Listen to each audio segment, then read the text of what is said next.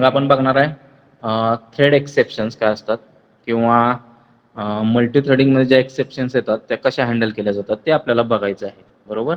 मग बघा, an exception is a event which occurs during the execution of the program that disturbs the normal flow of the programs instructions. Exception काय असतं आपण study केलं होतं exception हँडलिंगच्या वेळेला.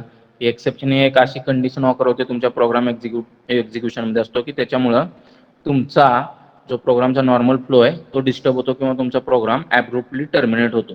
बरोबर. एक्सेप्शन ही अशी कंडिशन आहे जी तुमच्या प्रोग्राम ज्यावेळी एक्झिक्युशनमध्ये असतो त्यावेळी ती ऑकर होते. बरोबर. आणि त्याच्यामुळे तुमचा प्रोग्राम ॲब्रुप्टली टर्मिनेट होत असतो किंवा त्याचा जो काय नॉर्मल फ्लो आहे प्रोग्रामचा तो डिस्टर्ब होत असतो. त्याला म्हटलं होतं एक्सेप्शन त्या कंडिशनला. बरोबर आहे. Java actually handles the uncaught exception according to the thread in which they occur. Java exception कशा पद्धतीने हँडल करतं थ्रेडमध्ये, तर बाबा अनकॉट एक्सेप्शन जावा ज्या थ्रेडमध्ये ऑफर झालेले आहेत त्या थ्रेडमध्ये त्या हँडल करतं. मग ते कशा हँडल करतं ते आपल्याला बघायचंय. बघा, मग thread class has 2 methods for exception. मग थ्रेड क्लासमध्ये एक्सेप्शन हँडलिंगसाठी 2 मेथड्स तुमच्यासाठी डिफाईन केलेले आहेत. पहिली मेथड आहे set default uncaught exception handler. बरोबर. आणि दुसरे आहे सेट अनकॉट एक्सेप्शन हँडलर. ह्या 2 मेथड्स आहेत. ह्या 2 मेथड्स तुम्हाला थ्रेड क्लासमध्ये प्रोव्हाइड केलेल्या आहेत. कशासाठी प्रोव्हाइड केलेल्या आहेत, तर थ्रेड्स ज्यावेळी एक्झिक्यूट होत असतात त्यावेळी ज्या काय ॲबनॉर्मल कंडिशन्स जनरेट होतात किंवा ज्या एक्सेप्शन्स रेज केल्या जातात ज्यावेळी थ्रेड एक्झिक्यूट होत असतात त्यावेळी त्या एक्सेप्शन्स हँडल करण्यासाठी तुम्हाला थ्रेड क्लासमध्ये ह्या 2 मेथड प्रोव्हाइड केलेल्या आहेत. Set default uncaught exception handler आणि सेट अनकॉट एक्सेप्शन हँडलर. मग बघा, fortunately Java provides us with a mechanism to catch and treat the unchecked exception thrown in a thread instance to avoid program crashing. बरोबर. मग जावा तुम्हाला ज्या थ्रेडमध्ये uncaught exceptions offer झालेले आहेत त्या आपल्याला कॅच करून हँडल करण्यासाठी मेकॅनिझम प्रोव्हाइड करतं. म्हणजेच fortunately Java provides us mechanism to catch and treat the unchecked exceptions thrown in a thread instance to avoid program crashing. म्हणजे ज्या थ्रेडमध्ये बाबा तुमचे झालेली आहे ती तुम्ही कॅच करू शकता आणि हँडल करू शकता जेणेकरून तुमचा प्रोग्राम क्रॅश. बरोबर. मग बघा, this can be done using uncaught exception handler. मग हे जे काय थ्रेड्समध्ये जे एक्सेप्शन्स रेज झालेले आहेत त्या एक्सेप्शन्स कशा कॅच केल्या जातात, तर युजिंग अनकॉट एक्सेप्शन हँडलर. त्या एक्सेप्शन ज्या थ्रेड्स एक्झिक्युशनमध्ये असताना ऑफर झालेले आहेत त्या कॅच केल्या जातात आणि त्या कॅच करून आपण अनचेक्ड एक्सेप्शन्स आपल्या प्रोग्राममध्ये हँडल करू शकतो जेणेकरून आपल्या प्रोग्रामचं ॲब्रुप्टली टर्मिनेशन होणार नाहीये किंवा आपला प्रोग्राम टर्मिनेट होणार नाही किंवा क्रॅश होणार नाही. ठीक आहे. नेक्स्ट बघा, अनकॉट एक्सेप्शन हँडलर एक्झाम्पल. मग बघा, अनकॉट एक्सेप्शन हँडलर एक्झाम्पल काय आहे बघा. A thread is created which tries to parse few string which are suppose to be integers. बरोबर आहे. म्हणजेच एक थ्रेड आपण क्रिएट करणार आहे की जो थ्रेड काम काय करणार आहे की स्ट्रिंग पार्स करणार आहे. बरोबर आहे. Tries to parse few strings which are suppose to be integers. म्हणजेच काय, आपण इंटिजर क्लासमध्ये इंटिजर हा रॅपर क्लास बघितला त्याच्यामध्ये पार्सिंट नावाची मेथड बघितलेली आहे आपण. पार्सिंट नावाची मेथड ती काय करते हो, जो काय string number as a argument parseInt मेथडला provide केलेला आहे त्याचं कन्व्हर्जन इंटिजरमध्ये करतं. त्याचं इन्व्हर्जन इंटिजरमध्ये करतं. बरोबर आहे. मग जो नंबर आपण सप्लाय करतो पार्सिंटला, बरोबर, तो स्ट्रिंग म्हणून असतो. पण स्ट्रिंग म्हणून आपण नंबर जरी दिला तरी तो नंबरच्या फॉर्मॅटमध्ये देतो आपण. म्हणजेच 10 हा आपण स्ट्रिंगच्या फॉर्मॅटमध्ये पार्सिंट मेथडला प्रोव्हाइड करतो आणि त्यातून आपल्याला पार्सिंट मेथड काय करते, तर 10 हा इंटिजर स्ट्रिंगमधून 10 हा इंटिजर कन्वर्ट करून आपल्याला प्रोव्हाइड करते. बरोबर. तसंच आपल्याला काय करायचंय, एक थ्रेड आपण क्रिएट करणार आहे. त्या थ्रेडमध्ये पण आपण सेम काम करणार आहे. पार्सिंट मेथड वापरून ज्या काही स्ट्रिंग्स त्या पार्सिंट मेथडला आपण पास करणार आहे त्याच्यापासून इंटिजर्स मिळवण्याचा प्रयत्न करणार आहे. मग बघा, we have written the run method such that it throws a java.lang.number format exception during its execution. मग आपल्याला माहिती आहे थ्रेड ज्यावेळी एक्झिक्यूट होत असतो त्यावेळी कोणती मेथड कॉल होते, रन मेथड. रन मेथडमध्ये आपण कोणता कोड लिहितो, तर थ्रेडच्या फंक्शनॅलिटीचा कोड जो काय असेल तो आपण रन मेथडमध्ये लिहित असतो. आणि आता आपण जी मेथड रन मेथड लिहिणार आहे ती मेथड ॲक्च्युअलमध्ये एक्सेप्शन थ्रो करणार आहे java.lang.number फॉर्मॅट एक्सेप्शन. बरोबर. का नंबर फॉर्मॅट एक्सेप्शन जनरेट करणार आहे, तर आपण पार्सिंट मेथड यूज करतो आणि पार्सिंट मेथडला रिक्वायर्ड गोष्ट आहे काय की नंबर दिला पाहिजे स्ट्रिंगच्या फॉर्मॅटमध्ये ॲज अ पॅरामीटर. पण तिथं जर सपोज आपण स्ट्रिंग ॲज अल्फाबेट दिले XYZ as a parameter to parseint method, तर XYZचं इंटिजरमध्ये कन्वर्ट करू शकणार नाही तो. का तर XYZ हा इंटिजर नाहीये स्ट्रिंगच्या फॉर्ममध्ये, बरोबर. तो ऍक्च्युली स्ट्रिंगच आहे XYZ. त्यामुळे तो जे एक्सेप्शन थ्रो करणार आहे तो Java dot lang dot number format exception, बरोबर. मग ते कसं होतं काय होतं ते आपण बघणार आहे. मग बघा, first without use of uncaught exception handler which causes the thread to die immediately after failure. मग आपण पहिल्यांदा हा जो प्रोग्राम रन करणार आहे त्याच्यामध्ये आपण एक्सेप्शन हँडलिंग करणार नाहीये. तर त्यावेळी आपला प्रोग्राम आहे तो कसा इमिडिएटली फेल होतोय किंवा क्रॅश होतोय किंवा टर्मिनेट होतोय ते आपल्याला बघायचं. जसं बघा आता तुम्हाला दिसतंय हा विदाउट अनकॉट एक्सेप्शन हँडलर, म्हणजेच थ्रेडमध्ये एक्सेप्शन जनरेट होणार आहे. थ्रेडच्या रन मेथडमध्ये एक्सेप्शन रेज होणार आहे. कोणती एक्सेप्शन रेज होणार आहे तर Java dot lang dot number format exception raise होणार आहे, बरोबर, रन मेथडमध्ये, बरोबर. आणि ही एक्सेप्शन आपण हँडल करण्यासाठी कुठेही कोड लिहित नाही या थ्रेडमध्ये. एक्सेप्शन हँडलरचा कोड कुठेही लिहित नाही आपण, ठीक आहे. मग काय होणार आहे तर प्रोग्राम तुमचा थ्रेड आहे किंवा तुमचा प्रोग्राम आहे तो टर्मिनेट होणार आहे. मग बघा, क्लास टास्क लिहिलेला आहे, बरोबर. तो इम्प्लिमेंट करतोय runnable interface, implements runnable interface, बरोबर. त्याच्यानंतर रन मेथड लिहिली बघा, पब्लिक व्हॉइड रन मेथड लिहिलेली आहे. त्याच्या आतमध्ये बघा system dot out dot println integer dot parseInt 1 2 3. आता 1 2 3 हा नंबर आहे, त्यामुळे इथे एक्सेप्शन रेज होईल का हो?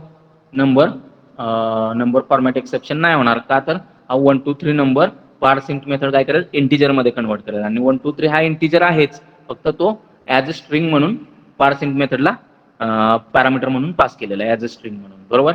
तसंच दुसरा आहे system dot out dot println integer dot parseInt 2 3 4, बरोबर. हा पण नंबरच आहे, फक्त स्ट्रिंगच्या फॉर्मॅटमध्ये पार्सिंट मेथडला पॅरामीटर म्हणून पास केला आहे. सेम आहे system dot out dot println parse int म्हटलेला आहे आणि त्याला आपण पास केलेला आहे 3 4 5, बरोबर. मग 3 4 5 पण हा नंबर आहे, त्यामुळे एक्सेप्शन रेज होणार नाही. पण नेक्स्ट स्टेटमेंट बघा, system dot out dot println integer dot parseInt XYZ. आता हा XYZ नंबर आहे का हो? नाही. आणि पार्सिंट मेथड काय करते हो तर जो पॅरामीटर म्हणून पास केलेला आहे नंबर ॲज अ स्ट्रिंग त्याचं इंटिजरमध्ये कन्व्हर्जन करतो. पण आता हा जो पॅरामीटर पास केलेला आहे स्ट्रिंगच्या फॉर्मॅटमध्ये पार्सिंट मेथडला तो नंबर नाहीये, ते अल्फाबेट्स आहेत XYZ, बरोबर. त्यामुळं ह्याचं कन्व्हर्जन मात्र तुमचं इंटिजरमध्ये करू शकणार नाही पार्सिंट मेथड. त्यामुळे ती एक्सेप्शन थ्रो करणार आहे आणि ती एक्सेप्शन कोणती असणार आहे तुमची नंबर फॉर्मॅट एक्सेप्शन, बरोबर. आता इथं कोणता कोड लिहिलाय का मी ट्राय कॅच ब्लॉक लिहिलाय का किंवा अनकॉट एक्सेप्शन हँडलर लिहिलेला आहे का एक्सेप्शन हँडल करण्यासाठी? नाही लिहिलेला आहे. त्यामुळे काय होणार आहे तुमचा प्रोग्राम काय होणार आहे किंवा तुमचा थ्रेड आहे तो टर्मिनेट होणार आणि तुमचा प्रोग्राम टर्मिनेट केला जाईल किंवा ॲब्रुप्टली क्लोज होईल. मग बघा, पुढचं स्टेटमेंट मात्र एक्झिक्यूट होणार नाही. System dot out dot println integer dot parsing 4 5 6 4 5 6 हा मात्र नंबर आहे, हा काय एक्सेप्शन थ्रो करणार नाही. पण या वरच्या स्टेटमेंटला एक्सेप्शन तुमची काय झालेली आहे थ्रो झालेली आहे, नंबर फॉर्मॅट एक्सेप्शन. त्यामुळे खालचं स्टेटमेंट तुमचं एक्झिक्यूटच होणार नाही. तुमचा थ्रेड आहे तो एक्झिक्युशन टर्मिनेट होईल किंवा तुमचा प्रोग्रामचं एक्झिक्युशन टर्मिनेट होईल. मग बघा, दुसरा क्लास लिहिलेला आहे public class demo thread example, बरोबर. त्याच्यामध्ये मेन मेथड लिहिलेलं आहे public static void main string args त्याला नेहमीप्रमाणे आपण पास केलंय आणि टास्क क्लासचा ऑब्जेक्ट क्रिएट केलाय. Task equal to new task, बरोबर. त्याच्यानंतर थ्रेड क्रिएट केलेला आहे बघा, thread equals to new thread आणि त्याला पास काय केलेला आहे टास्क क्लासचा ऑब्जेक्ट पास केलाय. का तर टास्क क्लास हा इम्प्लिमेंट करतोय रनेबल इंटरफेस, टास्क क्लास हा इम्प्लिमेंट करतोय रनेबल इंटरफेस. आणि मग त्यामुळे आपल्याला काय करावं लागेल टास्क क्लासचा ऑब्जेक्ट बनवावा लागेल आणि तो थ्रेड क्लासच्या कन्स्ट्रक्टरला ॲज अ आर्ग्युमेंट म्हणून पास करावा लागेल, जेणेकरून आपला थ्रेड क्रिएट होईल. आता माझा थ्रेड क्रिएट झालेला आहे, बरोबर. आता तो मला ऍक्च्युअल मध्ये रनेबल स्टेटमध्ये टाकायचा आहे. मग त्यासाठी मी त्याची कोणती मेथड कॉल करणार आहे थ्रेड डॉट स्टार्ट, बरोबर. आता तुमचा थ्रेड काय होणार आहे रनेबल स्टेटमध्ये जाणार आहे आणि ज्यावेळी तुमचा प्रोसेसर त्या थ्रेडला एक्झिक्युशनसाठी टाइम अलोकेट करेल त्यावेळी ही रन मेथड कॉल केली जाणार आहे. रन मेथडमधले पहिले 3 स्टेटमेंट तुमचे ॲज इट इज प्रिंट केले जातील 1 2 3 2 3 4 3 4 5 आउटपुट तुम्हाला बघायला मिळेल ते नंबर्स, बरोबर. पण XYZ स्टेटमेंटला मात्र तुमचा एक्सेप्शन थ्रो केला जाणार आहे नंबर फॉर्मॅट एक्सेप्शन आणि तुमचा प्रोग्राम इथंच टर्मिनेट होणार आहे. का तर आपण एक्सेप्शन हँडलिंगसाठी कोड लिहिलेला नाही, अनकॉट एक्सेप्शन हँडलर लिहिलेलं नाही, बरोबर. मग ह्या केसमध्ये आउटपुट बघा तुम्हाला कन्सोलवर बघायला मिळते. पहिले 3 नंबर प्रिंट झालेत 1 2 3 2 3 4 3 4 5 आणि त्याच्यानंतर एक्सेप्शन तुमची काय झालेली आहे, रेज झालेली आहे नंबर फॉर्मॅट एक्सेप्शन आणि तिनं दिले बघा फॉर इनपुट स्ट्रिंग XYZ आणि जे काय असेल ती इन्फॉर्मेशन तुम्हाला इथं बघायला मिळते. तर एक्सेप्शन हँडल न केल्यामुळे थ्रेडचं टर्मिनेशन झालेलं आहे. हे कळालं का तुम्हाला? हे समजलंय का सांगा. मग आता आपण इथं मॉडिफाय केलेलं आहे बघा, वेगळं काय केलेलं नाही. मगाचा प्रोग्राम आपण थ्रेडमध्ये एक्सेप्शन हँडलिंगसाठी कोड लिहिला नव्हता. आता मात्र आपण अनकॉट एक्सेप्शन हँडलर यूज करून आपण एक्सेप्शन हँडल करणार आहे. थ्रेडमध्ये जे एक्सेप्शन थ्रो होते नंबर फॉर्मॅट एक्सेप्शन ते आपण अनकॉट एक्सेप्शन हँडलर यूज करून हँडल करणार आहे, जेणेकरून आपला थ्रेड जो टर्मिनेट होत होता तो ॲब्रुप्टली टर्मिनेट होणार नाहीये. मग बघा काय लिहिलेलं आहे, क्लास एक्सेप्शन हँडलर रोल लिहिलेला आहे, इम्प्लिमेंट्स अनकॉट एक्सेप्शन हँडलर. बरोबर. आता इथे एक मॉडिफिकेशन करा, class exception handler implements thread dot uncaught exception handler. बरोबर. Thread dot uncaught exception. त्याच्यामध्ये आता मला जी नंबर फॉर्मॅट एक्सेप्शन थ्रो होते ती मला ह्या क्लासमध्ये हँडल करायची. कोणता क्लास दिला आहे आपण? Class exception handler. आणि तो इम्प्लिमेंट काय करतोय तर thread dot uncaught exception handler हा इंटरफेस इम्प्लिमेंट करतोय. बरोबर. त्या इंटरफेसमध्ये मग कोणती मेथड आहे तर अनकॉट एक्सेप्शन. त्या इंटरफेसमध्ये कोणती मेथड आहे तर अनकॉट एक्सेप्शन. ही मेथड मग आपल्याला काय करावं लागेल तर आपल्या ह्या क्लासमध्ये ओव्हरराईड करावी लागेल. मग मी केले बघा पब्लिक वॉइड अनकॉट एक्सेप्शन आणि त्याला 2 ऑब्जेक्ट पास केलेत, थ्रेड टी म्हणजे थ्रेड क्लासचा ऑब्जेक्ट आणि त्याच्यानंतर थ्रोएबल क्लासचा ऑब्जेक्ट. हे 2 पॅरामीटर्स मी अनकॉट एक्सेप्शन ह्या मेथडला पास केलेले आहेत. बरोबर. अनकॉट एक्सेप्शन ही मेथड असणार तुमच्या अनकॉट एक्सेप्शन हँडलर इंटरफेस मधली, ती आपण फक्त आपल्या एक्सेप्शन हँडलर क्लासमध्ये ओव्हरराईड केलेली आहे. ठीक आहे. त्याच्यानंतर बघा system dot out dot print F म्हटलेलं आहे मी, अँड एक्सेप्शन हॅज बीन कॅप्च्युअर्ड. बरोबर आहे. प्रिंट एफ म्हणा किंवा प्रिंट एल एन म्हणा. ठीक आहे. And exception has been captured. त्याच्यानंतर system dot out dot print f okay thread percentage t dot get I D. मग ह्या जो थ्रेड जो काय किंवा जो एक्सेप्शन ज्या थ्रेडमध्ये थ्रो झालेला आहे त्या थ्रेडचा आयडी आपल्याला प्रिंट करतोय मी इथं T dot get I D. बरोबर. त्याच्यानंतर system dot out dot print F exception percentage colon percentage slash N E dot get class dot get name. बरोबर आहे. मग काय होणार आहे तर आपल्याला जे एक्सेप्शन रोज झालेले आहे त्याच्या क्लासचं नाव मी इथं प्रिंट करतोय. त्याच्यानंतर ई डॉट गेट मेसेज म्हणजे त्या एक्सेप्शनचा मेसेज, जसं की नंबर कोणती एक्सेप्शन थ्रू होते नंबर फॉर्मॅट एक्सेप्शन, तसं ई डॉट गेट मेसेजमध्ये आपण त्या एक्सेप्शनचा मेसेज प्रिंट करतोय. त्याच्यानंतर system dot out dot print आहे स्टॅक ट्रेस. बरोबर. मग E dot print stack trace आणि सिस्टम डॉट आउट. बरोबर आहे. मग जो काय स्टॅक ट्रेस मध्ये आपल्याला कळू शकतं प्रिंट स्टॅक ट्रेस मेथड वापरून आपल्याला समजू शकतं ही जी एक्सेप्शन थ्रो झालेली आहे ती कोणत्या मेथडमध्ये थ्रो झालेली आहे, कोणत्या लाईनला थ्रो झालेली आहे, सगळे डिटेल्स तुम्हाला E dot print stack trace method देऊ शकते. त्याच्यानंतर system dot out dot print F thread status percentage t dot get state. मग आपण मागच्या लेक्चरला बघितलं की थ्रेड वेगवेगळ्या स्टेटमध्ये असतो आणि त्याची स्टेट आपल्याला बघायची असेल थ्रेड आता कोणत्या स्टेटमध्ये आहे तर आपण गेट मेथड कॉल करू शकतो. मग t dot get state method मी म्हटलेलं आहे. त्यानंतर न्यू थ्रेड म्हटलेलं आहे मी, न्यू टास्क डॉट स्टार्ट म्हटलेलं आहे. ठीक आहे. म्हणजेच नवीन थ्रेड बनवलेला आहे त्याला टास्क क्लासचा ऑब्जेक्ट म्हणून ॲज अ पॅरामीटर पास केलेला आहे आणि तो स्टार्ट केला आणि तो रन होईल. ठीक आहे. आता हे ॲक्च्युली इथं करण्याची काही गरज नाही आहे. इथं जर तुम्ही केला तर तो काय होईल लूपमध्ये राहील, कंटिन्युअली नवीन थ्रेड बनवेल आणि ते थ्रेड स्टार्ट करत राहील.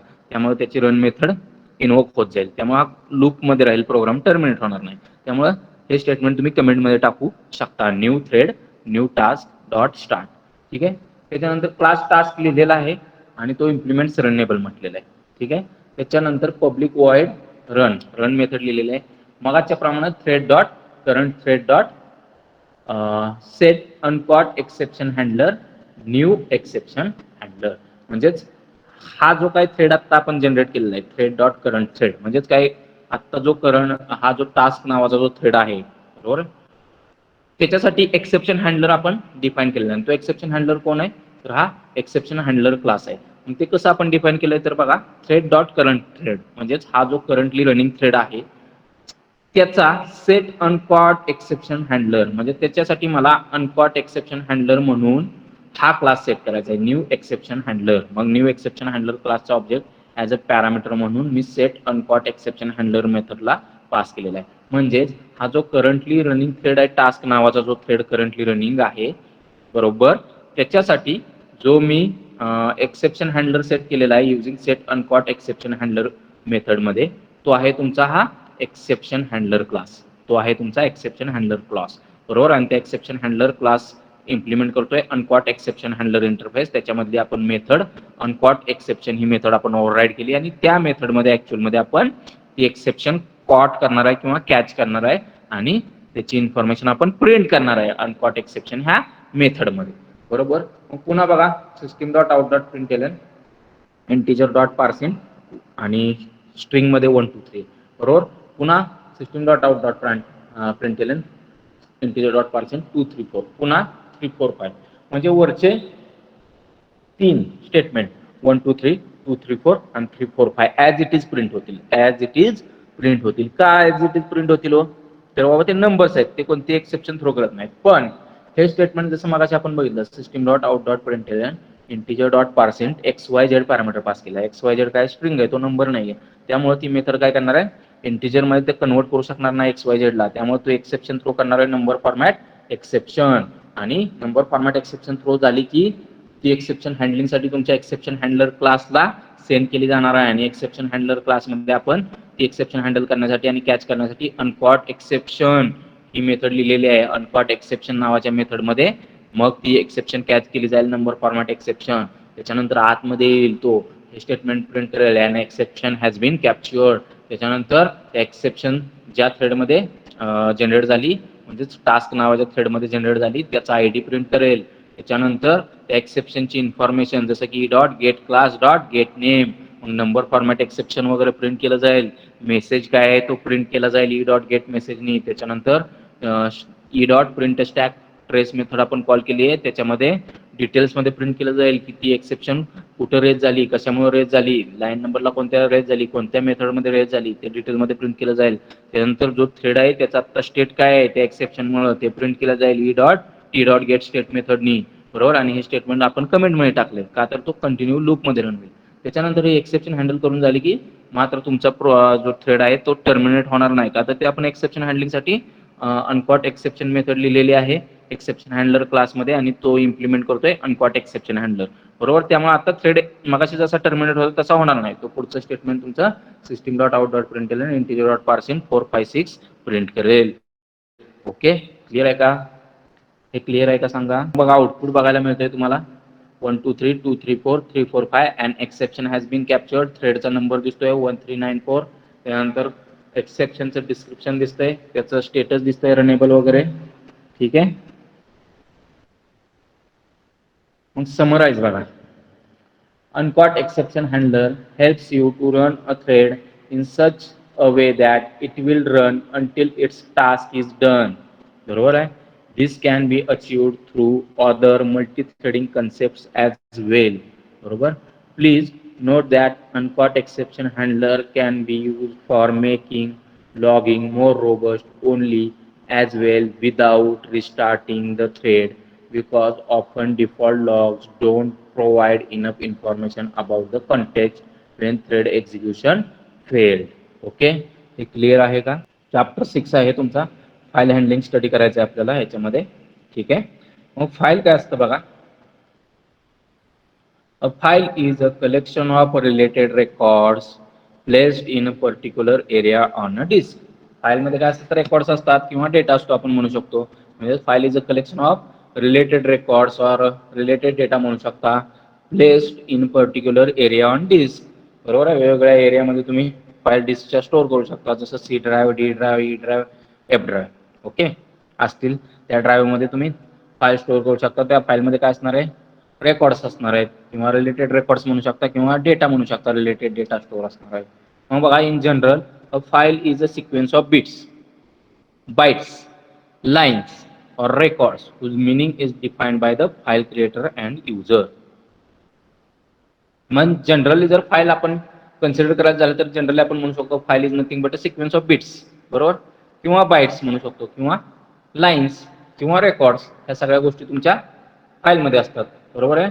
आणि त्या फाईलचं मिनिंग क्रिएटर, ज्यानं ती फाईल क्रिएट केली, किंवा युजर जो ती फाईल यूज करतोय, बरोबर, ते डिफाईन करू शकतात ती फाईल कशासाठी क्रिएट केली आहे, बरोबर आहे.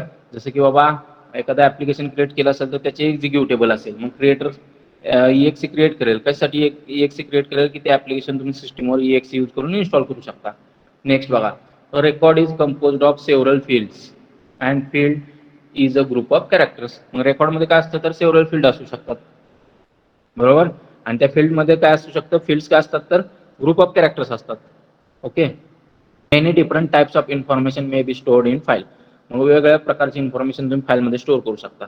जसं की सोर्स प्रोग्राम्स तुम्ही फाईलमध्ये स्टोअर करू शकता, ऑब्जेक्ट प्रोग्राम्स तुम्ही फाईलमध्ये स्टोअर करू शकता, एक्झिक्युटेबल प्रोग्राम्स तुम्ही फाईलमध्ये स्टोअर करू शकता, न्यूमेरिक डेटा तुम्ही फाईल्समध्ये स्टोअर करू शकता, टेक्स्ट तुम्ही फाईलमध्ये स्टोअर करू शकता, पेरोल रेकॉर्ड्स फाईलमध्ये स्टोअर करू शकता, ग्राफिक इमेजेस तुम्ही फाईलमध्ये स्टोअर करू शकता, साऊंड रेकॉर्डिंग तुम्ही फाईलमध्ये स्टोअर करू शकता, ऑडिओ फाईल्स त्याला म्हटलं जातं, व्हिडिओज तुम्ही फाईल करू शकता, त्याला व्हिडिओ फाईल्स म्हणतो आपण, ठीक आहे, अँड सो ऑन, बरोबर.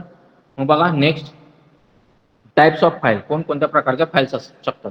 जनरल आहेत, याच्यापेक्षा जास्त प्रकारच्या फाईल असू शकतात. बघा, the types are mainly divided in 2 parts, that is name of file and its extension, बरोबर. मग बघा, फाईल टाईप, एक्झिक्युटेबल फाईल असते, त्याचं एक्सटेन्शन काय असतं आपल्याला माहिती, .exe असते, .com असते,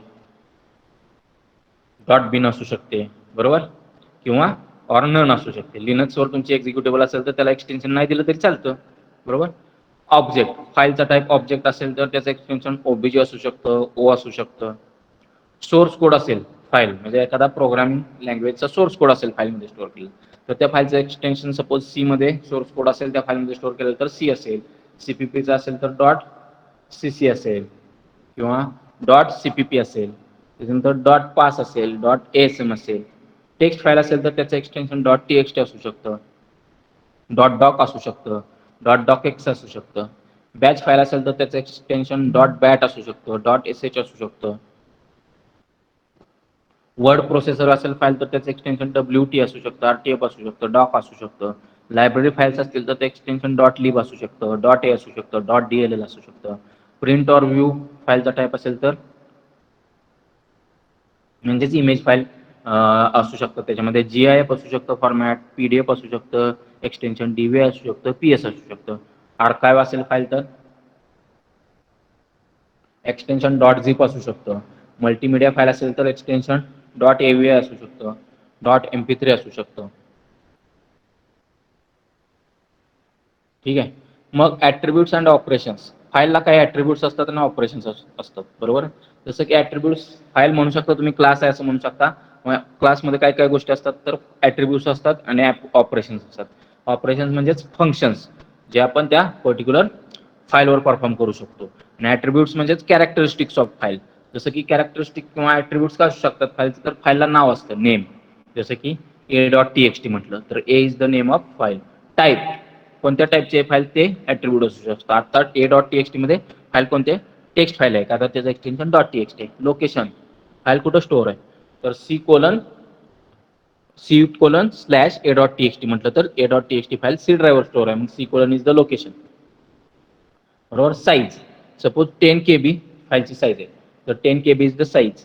ओके. प्रोटेक्शन म्हणजेच रीड राईट परमिशन्स कोणत्या युजर्स नाहीत, that kind of protection. Okay. मग ते एक ऍट्रिब्यूट आहे फाईलचं. Time, date and user identification, time म्हणजेच ती फाईल कधी कोणत्या वेळेला क्रिएट केली, डेट कधी क्रिएट केली आणि कोणत्या युजरनं क्रिएट केली किंवा कोणता युजर त्या फाईलचा ओनर आहे त्याचं आयडेंटिफिकेशन. हे सगळे ऍट्रिब्यूट्स आहेत बघा फाईलचे. आयडेंटिफायर म्हणजेच फाईलसाठी युनिक आयडेंटिफायर असणार तो ऍट्रिब्यूट. क्रिएटर ऑर ओनर, फाईलचा क्रिएटर किंवा ओनर, बरोबर. त्याच्यानंतर हे सगळे जे ऍट्रिब्यूट्स आहेत हे ऍट्रिब्यूट्स यूज करून आपण फाईलवर ऑपरेशन्स परफॉर्म करू शकतो. ते ऑपरेशन्स कोणकोणते आपण फाईलवर परफॉर्म करू शकतो तर बघा, creating a file, file create करणं, रायटिंग अ फाईल, बरोबर. त्यानंतर reading a file, repositioning within a file म्हणजेच फाईल क्रिएट करू शकतो, फाईलमध्ये डेटा राईट करू शकतो, फाईलमधून डेटा रीड करू शकतो. रिपोझिशनिंग विदिन अ फाईल म्हणजेच काय, फाईलमध्ये आपण एका पर्टिक्युलर पोझिशनला जाऊ शकतो. डिलीटिंग अ फाईल, फाईल डिलीट करू शकतो. ट्रंकेटिंग अ फाईल म्हणजेच फाईलमधला डेटा ट्रंकेट करू शकतो. ठीक आहे, हे वेगवेगळे ऑपरेशन्स तुम्ही फाईलवर क्रिएट करू शकता. फाईल समजलं काय असतं, त्याच्यावर ॲट्रिब्यूट्स काय असतात, ऑपरेशन्स काय असतात ते सांगायचं. मग बघा स्ट्रीम, स्ट्रीम काय असतं बघा. Stream is an ordered sequence of bytes that has a source, input stream, or a destination, output stream. म्हणजे स्ट्रीम काय आहे?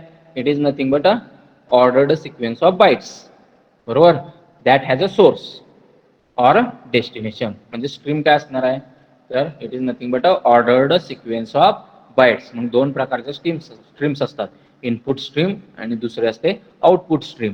इनपुट स्ट्रीम म्हणजेच काय की जिथून तुमचा प्रोग्राम डेटा रीड करणार आहे त्याला म्हटलं तर इनपुट स्ट्रीम. जसं की keyboard, keyboard is your input stream by default. त्याच्यानंतर आउटपुट स्ट्रीम, बाय डिफॉल्ट तुमचा प्रोग्राम जिथं आउटपुट डिस्प्ले करणार आहे त्याला म्हटलं जातं आउटपुट स्ट्रीम, बरोबर, त्याला काय म्हटलं जातं, आउटपुट स्ट्रीम. आणि बाय डिफॉल्ट आउटपुट स्ट्रीम काय असते, तुमची स्क्रीन असते, तुमची स्क्रीन असते. मग बघा, a stream is a logical device that represents the flow of sequence of characters. म्हणजेच स्ट्रीम काय म्हणू शकता, it is nothing but a flow of sequence of characters, बरोबर आहे. आणि बघा, stream in Java is a path along which data flows. मग diagram दिसत आहे तुम्हाला, सोर्स, बरोबर, इनपुट स्ट्रीम म्हटलंय, आणि प्रोग्राम दाखवलाय, तो रीड करतोय तुमच्या इनपुट स्ट्रीम मधून डेटा, बरोबर, आणि प्रोग्राम म्हटलंय तो राईट करतोय डेटा कुठं, आउटपुट स्ट्रीमला म्हणजेच डेस्टिनेशनला. ओके, डायग्राम बघा दिसते, डेटा सोर्स, बरोबर, अँड इनपुट स्ट्रीम, बरोबर आहे. जावा प्रोग्राम तुमचा काय करणार आहे, इनपुट स्ट्रीम मधून डेटा रीड करणार आहे, आणि जे काय डेटा येणार आहे तो प्रोसेस करून त्याच्यापासून जे आउटपुट जनरेट होणार आहे ते काय करणार आहे, आउटपुट स्ट्रीमवर डेटा डिस्प्ले करणार आहे, बरोबर. मग a Java IO program reads data from input stream and or writes data to output stream. Okay, मग बघा, काही प्री डिफाईन्ड स्ट्रीम्स म्हणतात. प्री डिफाईन्ड स्ट्रीम्स म्हणजे ज्या स्ट्रीम्स तुम्हाला ऑलरेडी जावानं प्रोव्हाइड केल्या आहेत आणि तुम्हाला अवेलेबल आहेत प्रोग्राममध्ये, म्हणजेच त्या स्ट्रीम्स ओपन आहेत. त्या 3 स्ट्रीम्स आहेत बघा. There are 3 types of predefined streams to be used in Java which are as follows. System dot in, बरोबर, सिस्टीम डॉट इन हा काय हो, this is a standard input stream and is always open and ready to supply input data. म्हणजे system dot in ही input stream आहे आणि ती ओपनच असते जेणेकरून तुमच्या प्रोग्रामला डेटा सप्लाय केला जाऊ शकेल, बरोबर आहे. This stream is responsive to keyboard. आणि ही जी सिस्टीम डॉट इन आहे ती रिप्रेझेंट काय करते, कोणती स्ट्रीम आहे, सिस्टीम डॉट इन ही स्ट्रीम काय रिप्रेझेंट करते, इनपुट स्ट्रीम, तर तुमचा कीबोर्ड, कम्प्युटरचा कीबोर्ड रिप्रेझेंट करते, बरोबर. मग आपण हे वापरलंय बघा, system dot in input stream कुठं वापरले आठवते, स्कॅनर क्लास, बरोबर, scanner S equals to new scanner, आणि त्याला अटॅच केले होते आपण system dot in input stream, की जेणेकरून स्कॅनर क्लास काय करेल, जो काय कमांड लाईन वरून युजर डेटा एंटर करेल कीबोर्ड थ्रू, बरोबर, युजिंग कीबोर्ड कमांड लाईन वर जो डेटा एंटर करेल तो प्रोग्राम मध्ये आपण सिस्टीम डॉट किंवा इनपुट स्ट्रीम यूज करून स्कॅनर क्लास रीड करू शकेल, बरोबर. System dot out, this is the standard output stream for display of values, बरोबर. this stream is open and ready to accept output data. Standard output stream म्हणजेच काय, तुमच्या कम्प्युटरची screen जिथं तुमचा प्रोग्राम आउटपुट डिस्प्ले करतो, बरोबर, त्याला म्हटलं जातं स्टँडर्ड आउटपुट स्ट्रीम. आणि हे स्ट्रीम तुम्ही चेंज करू शकता, इनपुट स्ट्रीम पण तुम्ही चेंज करू शकता. म्हणजेच rather than reading data from keyboard you can point input stream to read data from file. त्यावेळी इनपुट स्ट्रीम काय असणार आहे, तुमची फाईल असणार आहे, का तर फाईल तुमचा प्रोग्राम फाईल मधून डेटा रीड करतोय, बरोबर.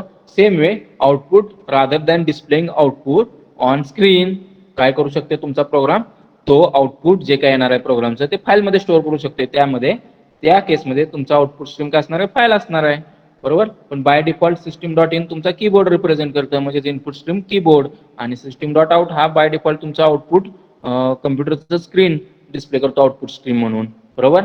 त्यानंतर system dot error, this is standard error stream use for display of error messages. आणि जे काही एरर मेसेज असतील ते डिस्प्ले केले जातील कुठं, सिस्टीम डॉट एरर स्ट्रीमवर.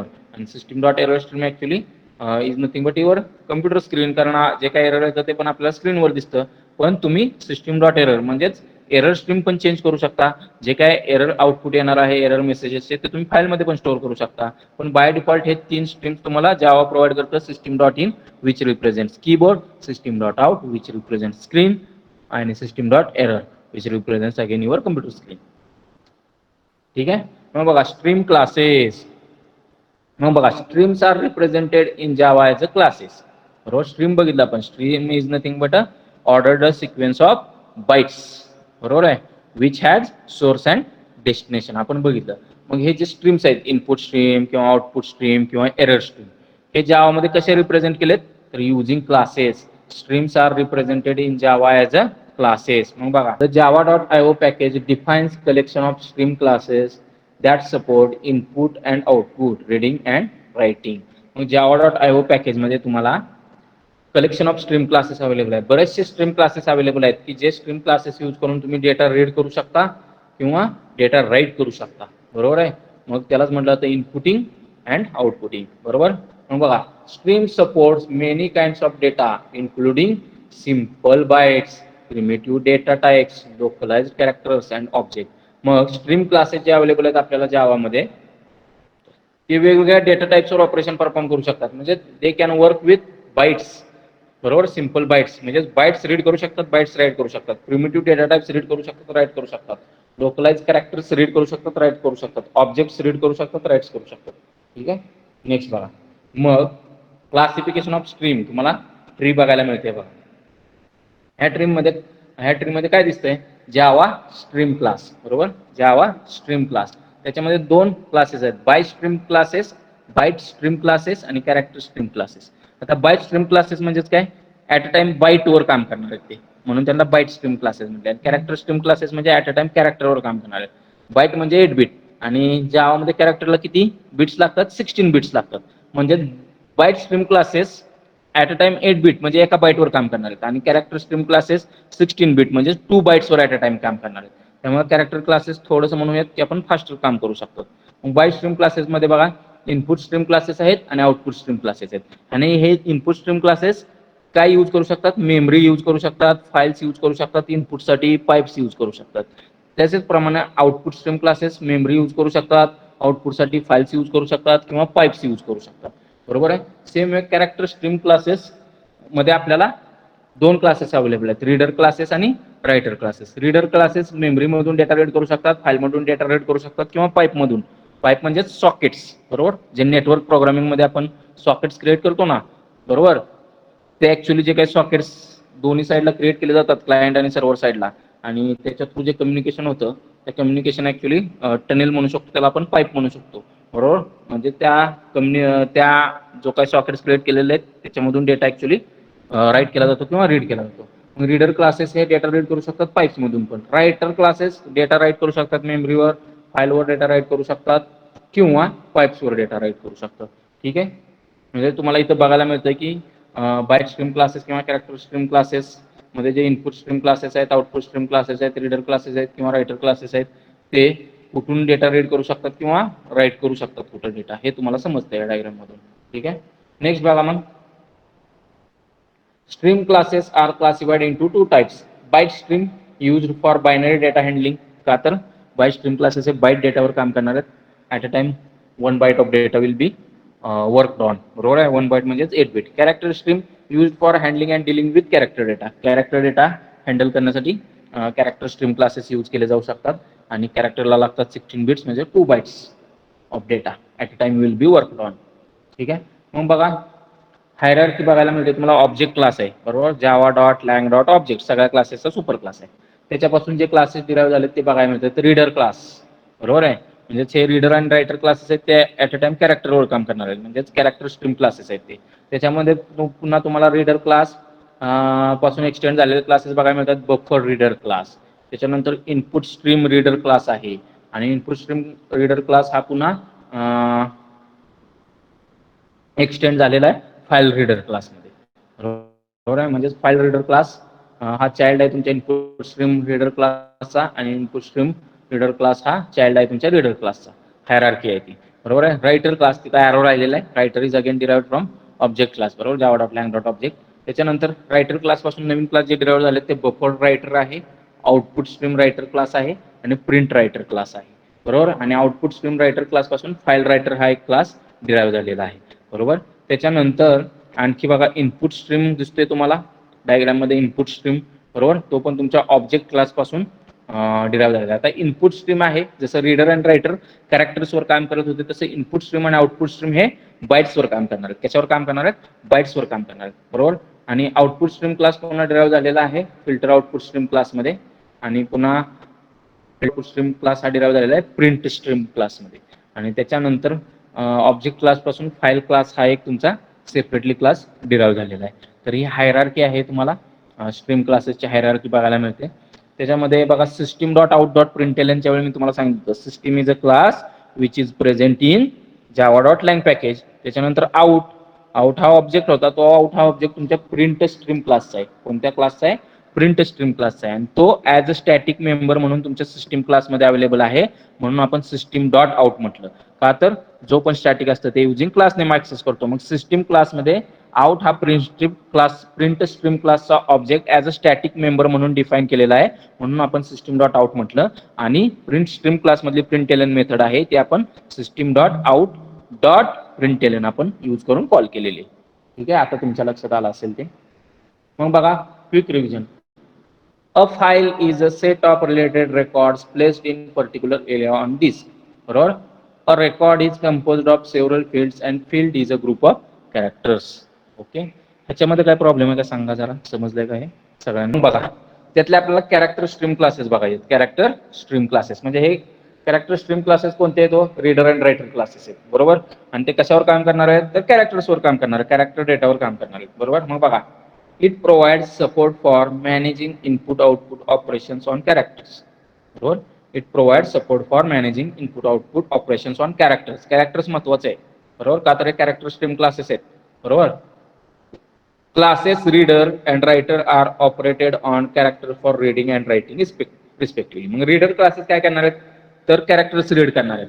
मग ते कशातून रीड करतील? फाइल्स मधून रीड करतील किंवा कीबोर्डवरून रीड करतील. बरोबर. रायटर काय क्लासेस काय करणार आहेत? तर डेटा राईट करणार आहेत. कुठं रीड करणार आहेत? राईट करणार आहेत तर फाइल्सवर किंवा स्क्रीनवर. बरोबर. पण they will work on characters. Character streams can be use to read and write 16 bit Unicode characters. बरोबर. आणि हे जे कॅरेक्टर स्ट्रीम क्लासेस काम करतात ते 16 बिट युनिकोड कॅरेक्टर्सवर काम करतात. म्हणजे जावामध्ये जी काय तुमची कॅरेक्टर सिस्टीम आहे ते युनिकोड सिस्टीम आहे, आपल्याला माहिती आहे. बरोबर. आणि त्याला किती बाइट्स लागतात? तर 2 बाइट्स म्हणजे 16 बिट्स लागतात. बरोबर. ठीक आहे.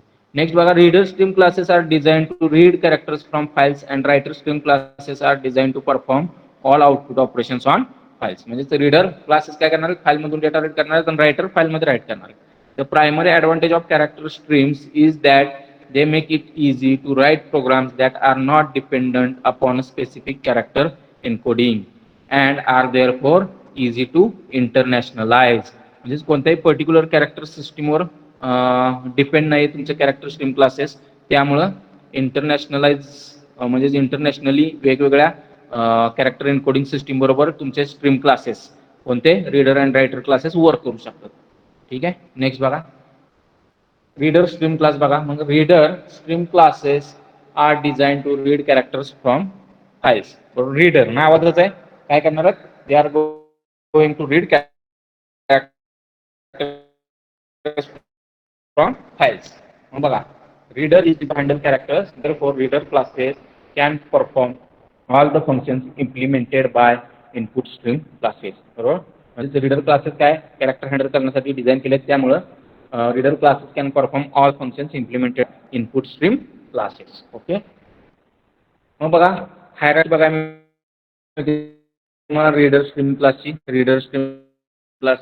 हे सगळे क्लासेस कोणत्या पॅकेजमध्ये? जावा डॉट आय ओ पॅकेजमध्ये. ठीक आहे. रीडर बघा मग बफर रीडर क्लास एक्सटेंड झालेला रीडर क्लास पासून, त्यानंतर कॅर अरे रीडर हा क्लास तुमचा एक्सटेंड झालेला रीडर क्लास पासून, इनपुट स्ट्रीम रीडर क्लास, त्याच्यानंतर फाईल रीडर क्लास, त्याच्यापासून फिल्टर रीडर क्लास, त्याच्यापासून पुशबॅक रीडर, पुन्हा स्ट्रिंग रीडर हा रीडर क्लास पासून आणि पाईप रीडर हा पण रीडर क्लास पासून. हे तुमचे क्लासेस अवेलेबल आहेत तुम्हाला जावा डॉट आय ओ पॅकेजमध्ये. रीडर क्लासेस की जे तुमचे कॅरेक्टर डेटावर वर्क करतात. बरोबर. आणि त्यांचं काम काय असणार आहे? रीडिंग कॅरेक्टर्स फ्रॉम फाइल्स और इनपुट स्ट्रीम. ठीक आहे. मग बघा मेथड्स इन रीडर क्लासमध्ये कोणत्या मेथड अवेलेबल आहेत. तर पहिली बघा रीड मेथड अवेलेबल आहे आणि ती रिटर्न करते इंटीजर. मग बघा returns and integer representation of next available character from invoking stream. बरोबर. म्हणजे नेक्स्ट कॅरेक्टर जे अवेलेबल असेल स्ट्रीम मध्ये ते काय केलं जाईल रिटर्न केलं जाईल. पण ते रिटर्न करताना कसं केलं जाईल ॲज अ इंटीजर. बरोबर. -1 is return at the stream end. Suppose स्ट्रीमचा एंड आलेला आहे आता कोणतेही कॅरेक्टर रीडिंगसाठी अवेलेबल नाही नेक्स्ट स्ट्रीममध्ये त्या केसमध्ये -1 रिटर्न केलं जाईल. बरोबर. इंटीजर रीड कॅरेक्टर बफर बघा read up to buffer length characters to buffer. बरोबर. and returns actual number of characters that are successfully read. at the end returns -1. म्हणजे त्या बफर मध्ये कॅरेक्टर्स रीड केले जातील आणि किती कॅरेक्टर्स रीड केलेत त्याचा काउंट रिटर्न केला जाऊ शकतो इंटीजर म्हणून. बरोबर. आणि जर त्या स्ट्रीमच्या एंडला कोणतंच कॅरेक्टर प्रेझेंट नसेल तर -1 रिटर्न केलं जाईल रीडिंगसाठी नेक्स्ट कॅरेक्टर अवेलेबल नसेल तर. ठीक आहे. मग काय integer read character buffer integer offset integer num char. बरोबर. Attempt to read up to num chars into buffer starting at buffer offset. म्हणजेच एका पर्टिक्युलर पोझिशन पासून नंबर ऑफ कॅरेक्टर्स रीड केले जातील आणि ते स्टोअर केले जातील तुमच्या बफरमध्ये आणि जो काही काउंट असेल नंबर ऑफ कॅरेक्टर्स रीड केले त्याचा रिटर्न केला जाईल. आणि सपोज एंड ऑफ स्ट्रीम असेल तर म्हणजे कोणते कॅरेक्टर नेक्स्ट अवेलेबल नाहीत रीडिंगसाठी तर -1 रिटर्न केला जाईल. त्यानंतर void close to close the input stream. म्हणजेच आता आपलं डेटा रीड करून झालेला आहे. बरोबर. मग इनपुट स्ट्रीम आपल्याला क्लोज करावी लागते. त्या केसमध्ये वर्ड क्लोज मेथड वापरून तुम्ही स्ट्रीम क्लोज करू शकता जेणेकरून पुन्हा आपल्याला त्या स्ट्रीममधून कोणताही डेटा रीड करता आला नाही पाहिजे. त्यानंतर void mark integer num chars places mark at the current point in input stream and remain valid till number of characters are read. बरोबर. म्हणजेच काय केलं जाईल एक मार्क करंट पॉईंटला सेट केला जाईल इनपुट स्ट्रीममध्ये आणि तो मार्क व्हॅलिड राहील till the number of characters are read. बरोबर.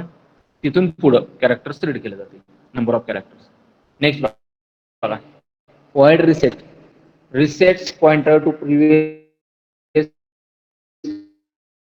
Set mark or beginning. Reset म्हटलं तर स्ट्रीमच्या बिगिनिंगला जाईल किंवा तुम्ही मार्क केला असेल जसं मग अशी मार्क मेथड यूज केली होती तिथं तुमचा पॉइंटर काय केला जाईल पॉईंट केला जाईल. नेक्स्ट बघा long num char keep number of characters काय केले जातील स्किप केले जातील.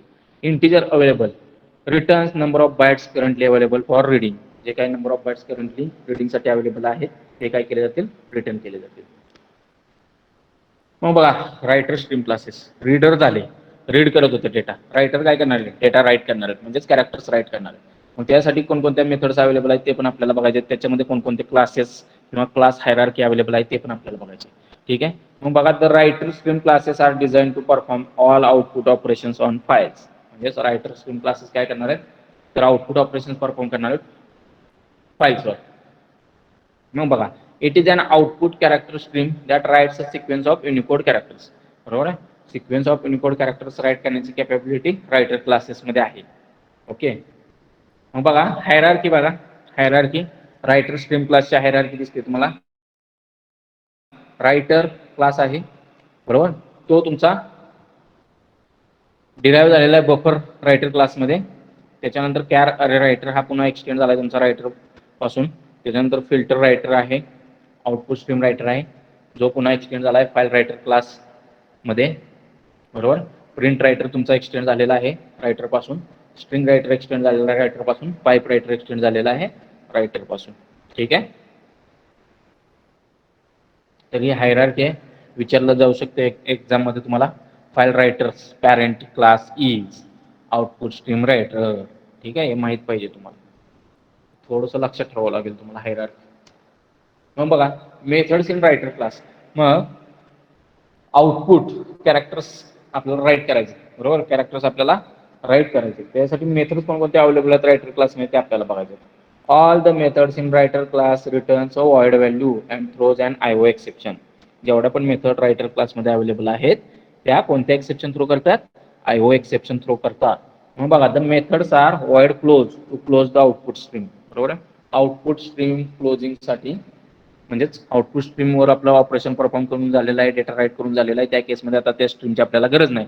मग ती स्ट्रीम काय केली पाहिजे क्लोज केली पाहिजे त्यासाठी मेथड आहे void close to close the output stream. Void write integer ch writes a single character to output stream. म्हणजे सिंगल कॅरेक्टर राईट करायचं असेल तर राईट मेथड वापरू शकता. void write character buffer writes a complete array of characters to an output stream. म्हणजेच array of characters किंवा strings तुम्हाला राईट करायचे असतील तर तुम्हाला void write नावाची मेथड अवेलेबल आहे. Writes a complete array of characters to and output string. बरोबर. त्यानंतर void write character buffer integer offset integer numchars. Writes a sub range of numchars from the array buffer beginning at the buffer offset. बरोबर. Writes a sub range of numchars. बघा काय म्हटलंय, म्हणजेच character buffer. बरोबर. त्या बफरमध्ये जे characters आहेत ते राईट केले जातील. त्या बफर मधले इंटिजर ऑफसेट एका पर्टिक्युलर पोझिशन पासून नंबर ऑफ कॅरेक्टर्स जे नम कॅर मध्ये दिलेले असतील ते काय केले जातील, रीड केले जातील आणि ते तेवढे कॅरेक्टर्स राईट केले जातील. Writes a sub range of num chars from the array buffer beginning at buffer offset. void write string str writes str to output stream. म्हणजे स्ट्रिंग राईट करतो तुमचा output स्ट्रीमला. void write string str integer offset integer num of char म्हणजेच writes a sub range of num chars from string beginning at offset. बरोबर. आणि void flush clears the buffer clear करण्याचं काम तुमच्यासाठी flush method करते. मग बघा difference between byte stream class आणि कॅरेक्टर क्लास बघायचा आपल्याला. डिफरन्स बघायचा आहे बाईट स्ट्रीम क्लासेस आणि कॅरेक्टर क्लासेस. मला माहिती आहे आपल्याला byte stream classes at a time बाईटवर काम करतात. Character classes at a time कॅरेक्टरवर काम करतात. म्हणजेच कॅरेक्टरला 2 बाईट्स लागतात. मग बघा byte stream access the file byte by byte आणि 8 bits. A character stream will read a file character by character files वर काम करतात 16 बिट्स वर आणि हे स्ट्रीम क्लासेस 8 बिट्स वर काम करतात.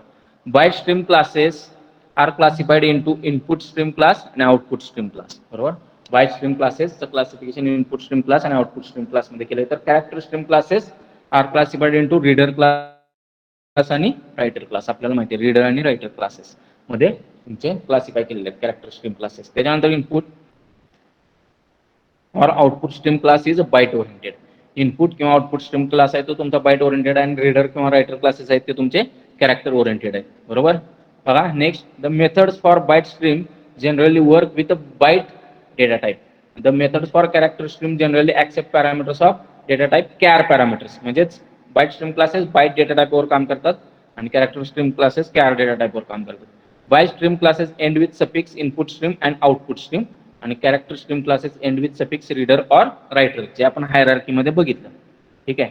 It is possible to translate character stream into byte stream with output stream writer आणि it is possible to translate byte stream into character stream with input stream reader. ठीक आहे. Byte streams specifically use for reading and writing data in byte format. Byte फॉर्मॅटमध्ये data read and write करायचा असेल तर byte stream use करायचा. आणि the advantage of character streams that it is easy to write programs which is not dependent upon specific character encoding. Character form मध्ये data read and write केला जातो पण particular character encoding सिस्टीमवर depend नाहीये. ठीक आहे. तिकडे byte stream classes no conversion is needed. Character streams convert the underlying data bytes to Unicode which is costly operation. बरोबर. Character streams. त्याच्यानंतर input stream and output streams are use for reading or writing binary data. बरोबर. आणि reader and writer uses Unicode, hence they can be internationalized, hence in some cases they are more efficient than byte streams. Okay. बघा difference between input stream class and reader class. बरोबर. Input stream class आणि reader class मधला difference बघायचा आहे. Input streams are use to read bytes from a stream and reader classes are use to read characters from stream. बरोबर. हे reader classes आहेत.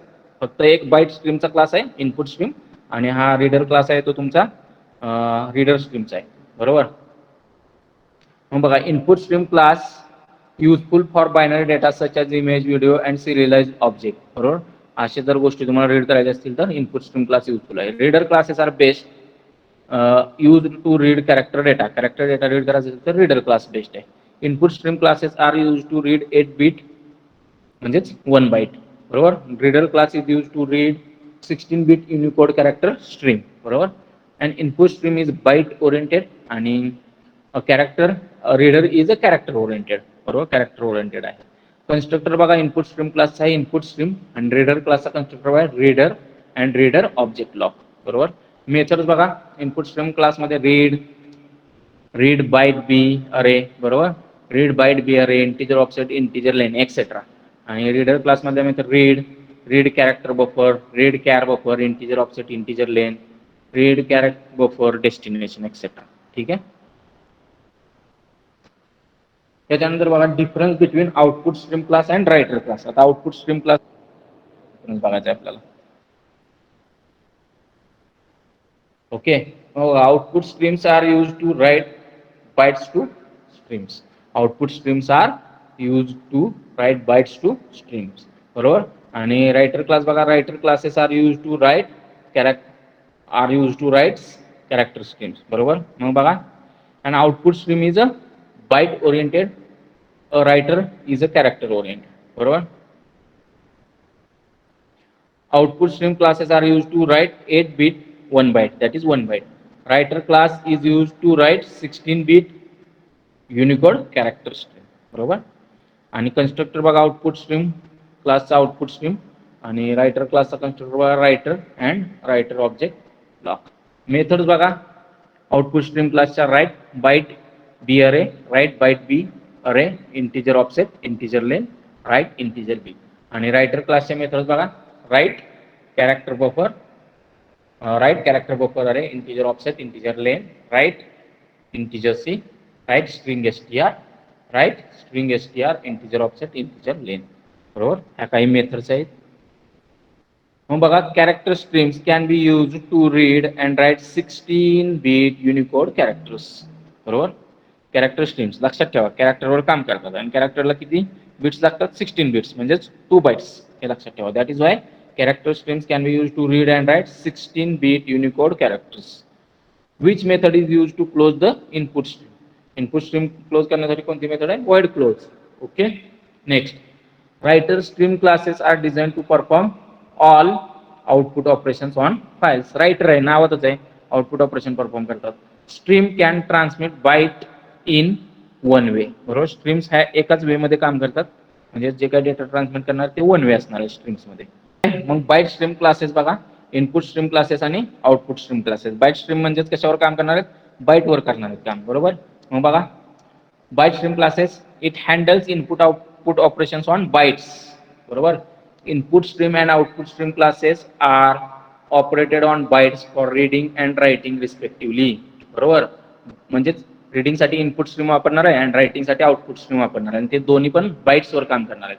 Byte stream are used in program to read and write 8-bit, that is 1 byte. बरोबर. Input stream and output stream are abstract super classes of all byte stream that have a sequential nature.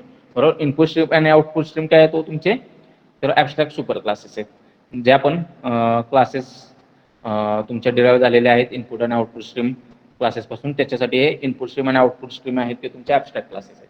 बरोबर आहे. बघा by stream classes the stream is unidirectional, they can transmit bytes in only 1 direction.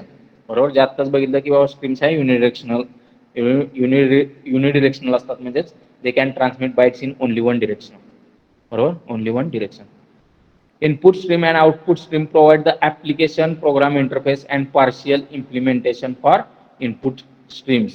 Streams that read bytes and output streams that write bytes. Input stream and output stream provide the application program interface and partial implementation for input streams. बरोबर. Streams that read bytes and output streams that write bytes. बरोबर. म्हणजे API provide करतात input stream आणि output stream classes. बरोबर. कशासाठी, तर implementation of input streams and output streams. Input stream use करून आपण बाईट्स रीड करू शकतो आणि आउटपुट स्ट्रीम यूज करून आपण बाईट्स राईट करू शकतो. त्यासाठीचे जे APIs आहेत बरोबर ते तुमच्यासाठी इनपुट स्ट्रीम आणि आउटपुट स्ट्रीम क्लासेस प्रोव्हाइड करतात. बरोबर. मग बाईट स्ट्रीम बघा 8-bit कॅरियर. हायरार्की बघा काय बाईट स्ट्रीम मध्ये इनपुट स्ट्रीम रीड करणार आहे बाईट्स आणि आउटपुट स्ट्रीम राईट करणार आहे बाईट्स. त्याच्यामध्ये सब क्लासेस कोणते आहेत बघा इनपुट स्ट्रीम पासून डिराईव्ह झालेले. Buffered input stream. बरोबर. दुसरा आहे बाईट अरे इनपुट स्ट्रीम, नावातच आहे. Data input stream, object input stream, file input stream, piped input stream,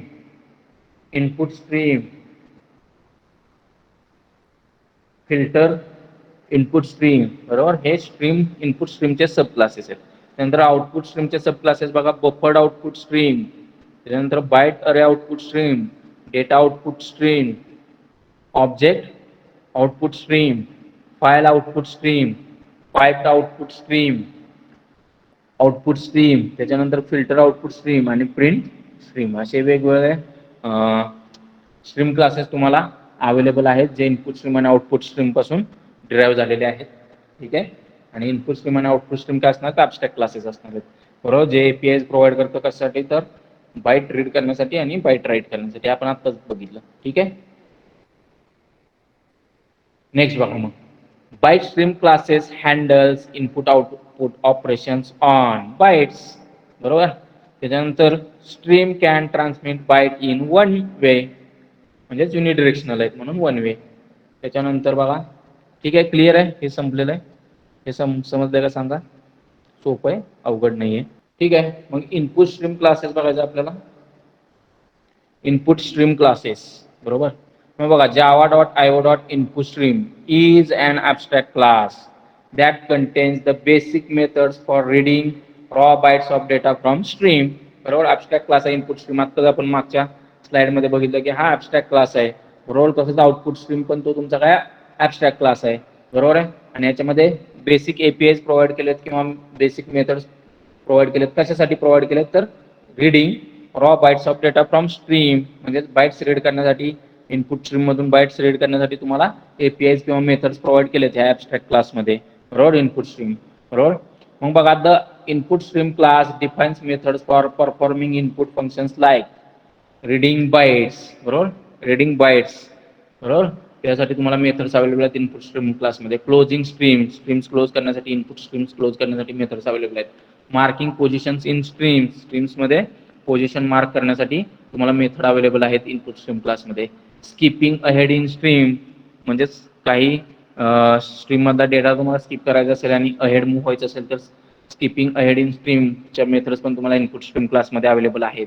finding the number of bytes in stream, बरोबर. नंबर ऑफ बाईट्स जे तुमच्या स्ट्रीममध्ये अवेलेबल आहेत ते तुम्हाला फाइंड करण्यासाठीचे पण मेथड्स तुम्हाला अवेलेबल आहेत. म्हणजे टोटल बाईट्स किती स्ट्रीममध्ये अवेलेबल आहेत ते पण फाइंड आउट करू शकतो. त्यासाठी मेथड्स अवेलेबल आहेत तुम्हाला इनपुट स्ट्रीम क्लासमध्ये.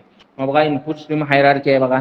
हा ॲब्स्ट्रॅक्ट क्लास आहे, त्याच्यापासून हे इनपुट स्ट्रीमचे क्लासेस आहेत. फाईल इनपुट स्ट्रीम डिराईव्ह झालेला आहे, पाइप्ड इनपुट स्ट्रीम डिराईव्ह झालेला आहे, बाईट अरे इनपुट स्ट्रीम डिराईव्ह झालेला आहे, फिल्टर इनपुट स्ट्रीम डिराईव्ह झालेला आहे. फिल्टर इनपुट स्ट्रीम पासून buffered input stream, data input stream आणि pushback input stream classes derive झालेले आहेत. सिक्वेन्स इनपुट स्ट्रीम हा इनपुट स्ट्रीम पासून डिराईव्ह झालेला आहे. ऑब्जेक्ट इनपुट स्ट्रीम हा तुमचा इनपुट स्ट्रीम पासून डिराईव्ह झालेला आहे. स्ट्रिंग बफर इनपुट स्ट्रीम हा तुमच्या इनपुट स्ट्रीम पासून डिराईव्ह झालेला क्लास आहे. इनपुट स्ट्रीम क्लास जो ॲब्स्ट्रॅक्ट क्लास, त्याच्यामध्ये कोणकोणत्या मेथड अवेलेबल आहेत त्या मेथड्स आपल्याला बघायचे आहेत. बघा, इंटीजर रीड नावाची मेथड अवेलेबल आहे. Returns and integer representation of next available byte of input, जे काही नेक्स्ट अवेलेबल बाईट आहे रीडिंगसाठी, बरोबर, ते ॲज अ इंटीजर म्हणून रीड केलं जाईल आणि रिटर्न केलं जाईल युझिंग रीड मेथड. आणि -1 is return at the stream end, म्हणजे आता स्ट्रीम एंड झालेले आहे, स्ट्रीममध्ये कोणताही डेटा नेक्स्ट अवेलेबल नाही रीडिंगसाठी, त्यावेळी -1 रिटर्न केला जाईल. त्यानंतर इंटीजर रीड बाईट बफर, बरोबर, reads up to buffer dot length bytes into buffer and returns actual number of bytes that are read, बरोबर. म्हणजेच रीडिंग करणार आहे बाईट्स तुमचं बाईट बफरमध्ये, बरोबर आहे. आणि किती बाईट्स रीड केले त्याचा काउंट तुम्हाला, त्याचा नंबर तुम्हाला रिटर्न करणार आहे ही मेथड. आणि सपोज रीडिंगसाठी काहीच नसेल तर मात्र -1 रिटर्न करणार आहे. त्याच्यानंतर नेक्स्ट मेथड आहे बघा, integer read byte buffer integer offset integer number of bytes, म्हणजेच attempts to read up to number of bytes into buffer starting at buffer offset returns actual number of bytes that are read at the end returns -1, बरोबर. म्हणजेच काय करणार आहे, या बफरमध्ये read करणार आहे एवढे नंबर ऑफ बाईट्स जे मेन्शन केलेले आहेत आणि पर्टिक्युलर ऑफसेट पासून, त्या इनपुट स्ट्रीमच्या पर्टिक्युलर ऑफसेट पासून एवढे नंबर ऑफ बाईट्स रीड केले जातील या बफरमध्ये. आणि जेवढे नंबर ऑफ बाईट्स रीड केले त्याचा काउंट रिटर्न केला जाईल. आणि काहीच अवेलेबल नसेल रीडिंगसाठी तर -1 रिटर्न केलं. आणि void close to close the input stream मध्ये डेटा रीड करून झालेला आहे तर आपण क्लोज करायची ती, त्यासाठी void close.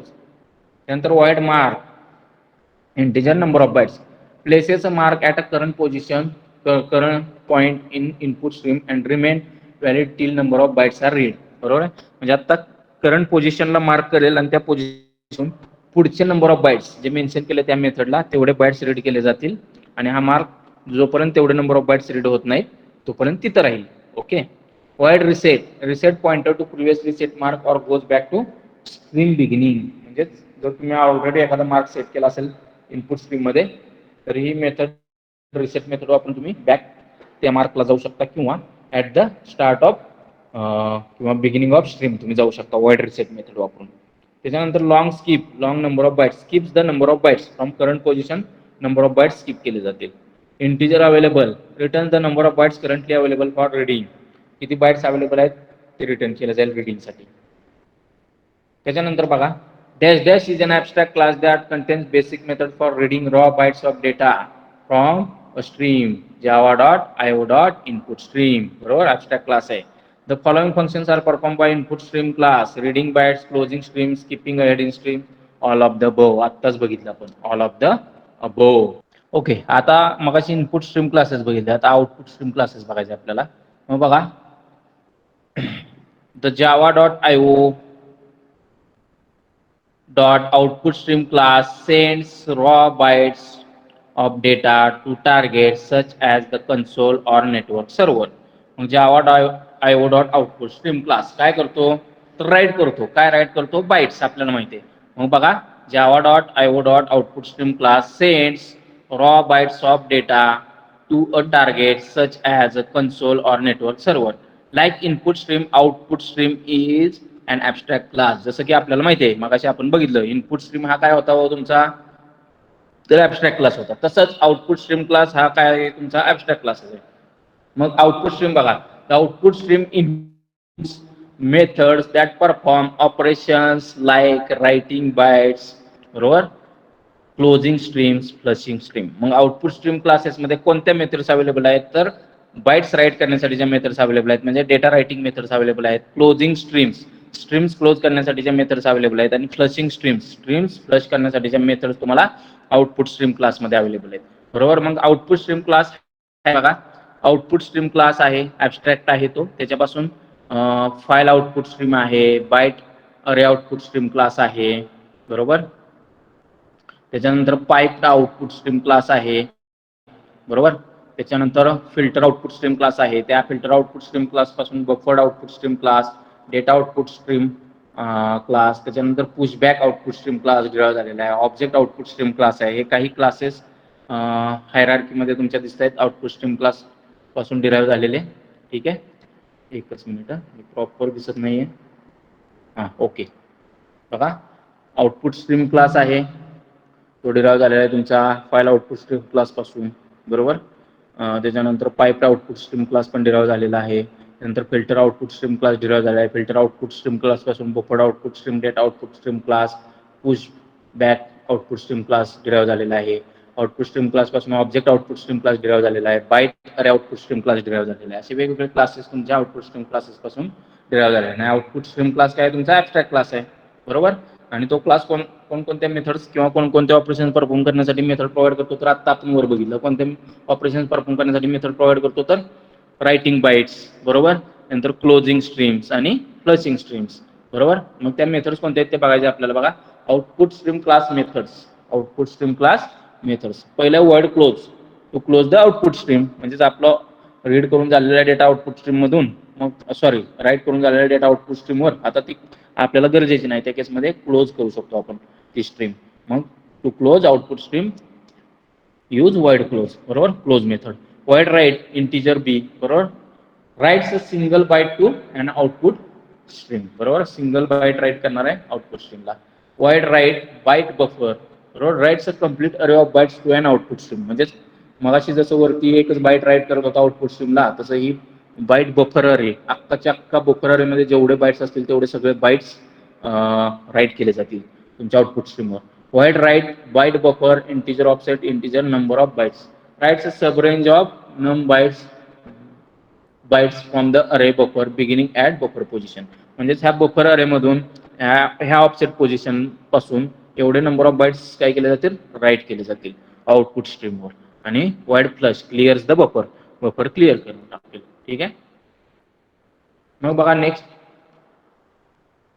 The dash dash class sends a raw byte of data to target such as the console or network server. बरोबर आहे.